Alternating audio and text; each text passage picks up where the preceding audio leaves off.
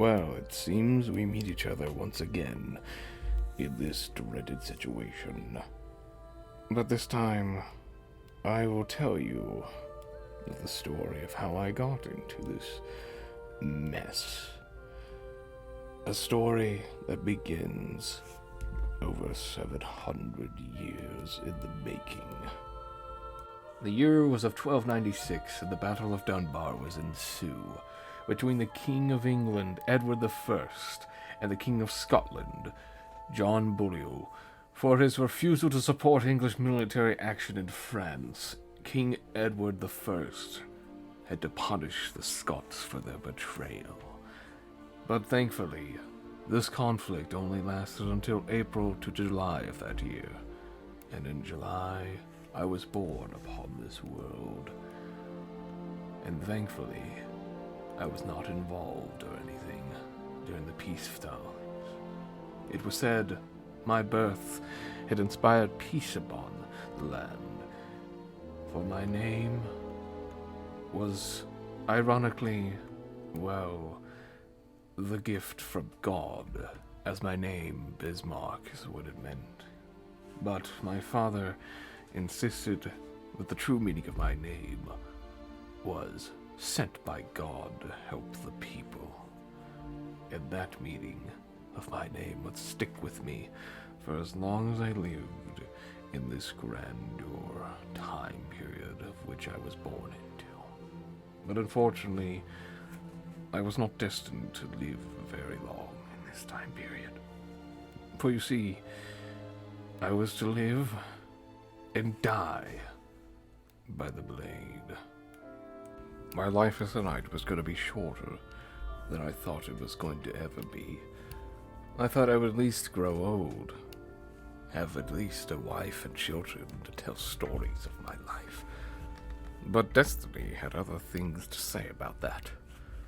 I was sent a task to defend a village from a group of bandits. But unfortunately, that group of bandits turned out to be a small battalion of enemy knights from a neighboring kingdom. But unfortunately, it was a 10-to-1 battle that I was destined to lose. Upon laying down upon my deathbed, I could hear my name being screamed in vain. As my vision grew weary, darkness grew upon me, and everything went dark. And in the middle of the darkness, I saw the light at the end of the tunnel. But even that was going to be short-lived, as I could feel the hands of hell itself drag me down into the pit of fire itself.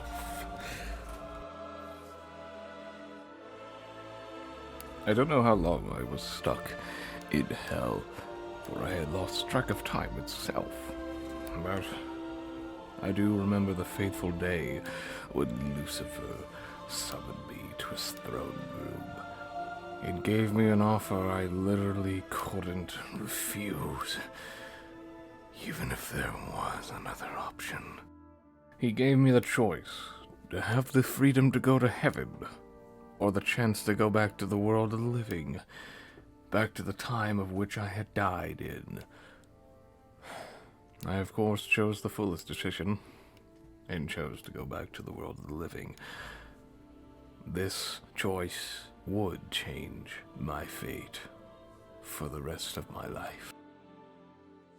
400 years after that fatal decision, I had stumbled upon the world, the New World, in the year of 1775, of which was the year of revolution and such, the year of the American Revolution. I had fought in it, learned the new tactics of such. The sword and shield was somewhat dated. Gunpowder was the new thing. Sword, still in use. Shield, completely out of the equation. That was all eventually going to change. Hundreds of years after that war, another war would test me. And this war it did. It tested the whole world itself. It was supposed to be a war to end all wars. I don't know why they ever called it the Great War. There was nothing great about it. The only thing that was great was the amount of life wasted upon it. From Germany to Austria-Hungary to Russia to France to Britain to America to Turkey, it all didn't matter in the end, honestly. It only destroyed the world even further than what it was. The Russians especially took it the hardest, for they had a revolution after that war. And in that revolution I participated in, and I tried to bring the White Army to victory, but even that would be in vain. It seems that China would also become another boiling pot of conflict in the future of my endeavors.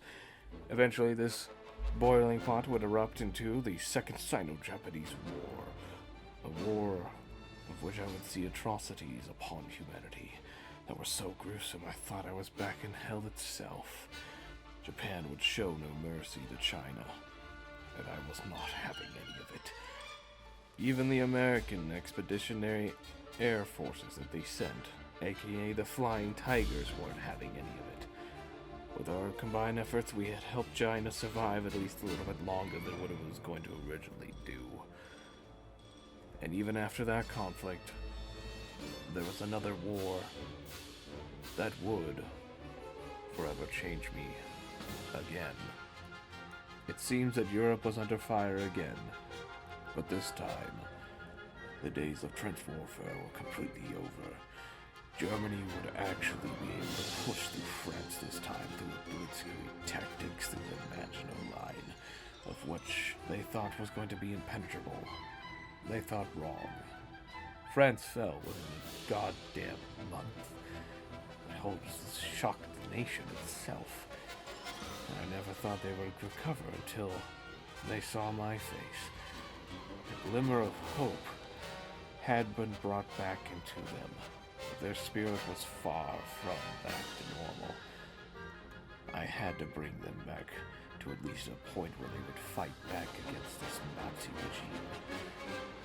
We had to think of ideas, plans, and such. It wasn't going to be easy. Indeed, it's probably going to be one of the hardest things I ever had to do. In that meaning time of planning, we had saved many Jews, Gypsies, and other people who were unwanted in the German Reich and France. We saved as many as possible. But there was a plan to evacuate as many as possible as well in the works. The only way was to capture a port in the Bay of Biscay, and the only port that was suitable was the one that was holding a ship that was hidden under the radar for the British. We captured the ship eventually, discovered it was a battlecruiser design that was kept under the books, under the records of the Germans, and even the British themselves.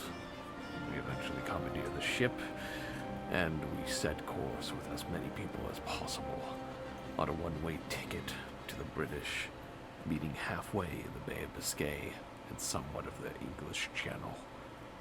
Unfortunately, the Germans had other plans. It seems they found some unholy scriptures and, well, all hell was to break loose upon that eerie day in the mists of the Bay of Biscay. Ironically, this would not be a one-way ticket for the crew and for the people that were on this ship. No, it would be a one-way ticket for both me and the ship itself.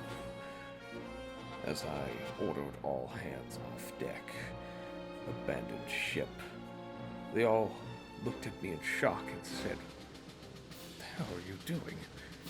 You a madman?"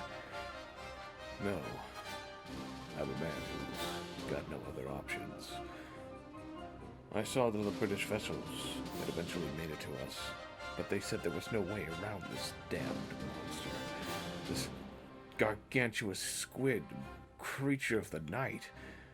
This kraken, I said.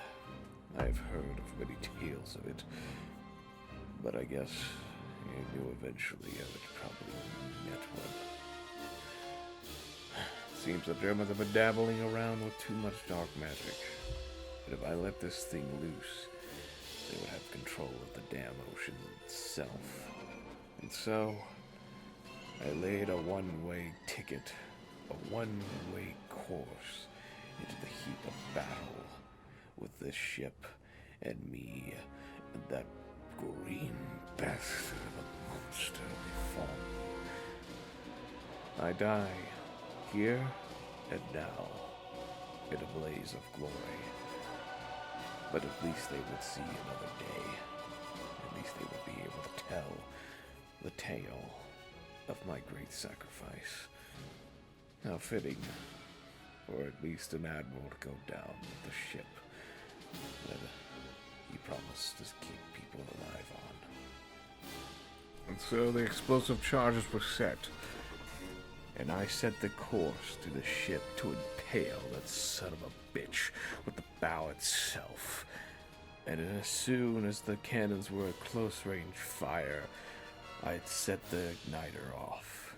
The whole ship pretty much went and exploded to Kingdom Come, bringing the ship, the beast, and me down into the ocean depths, of which you see me right now, slowly drift into the darkness of itself. So, that's where my life has led to.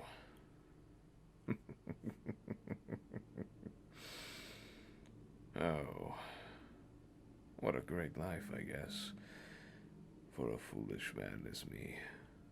I've made mistakes, but this one just takes the cake. But at least, like I said, I didn't do it for me. I did it for the people who deserved more than me, who deserved to live at least one more day in this beautiful world that we call life. So, I drift into oblivion. Several years later, I had awoke on a fishing barge. Eventually, I found out that May 8th of 1945 is when victory in Europe was assured. Victory in Japan happened on August 15th of 1945, but only after 2 atomic bombs of Hiroshima and Nagasaki did it have to happen. I didn't think humanity would ever have to do such drastic measures to end a war, but I guess the future is not as bright as I thought it was going to be. I laid low after that war.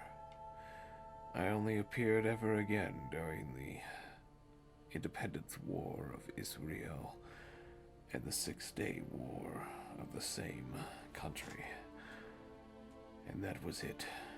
I had laid low after that, never to be seen in a public eye ever again.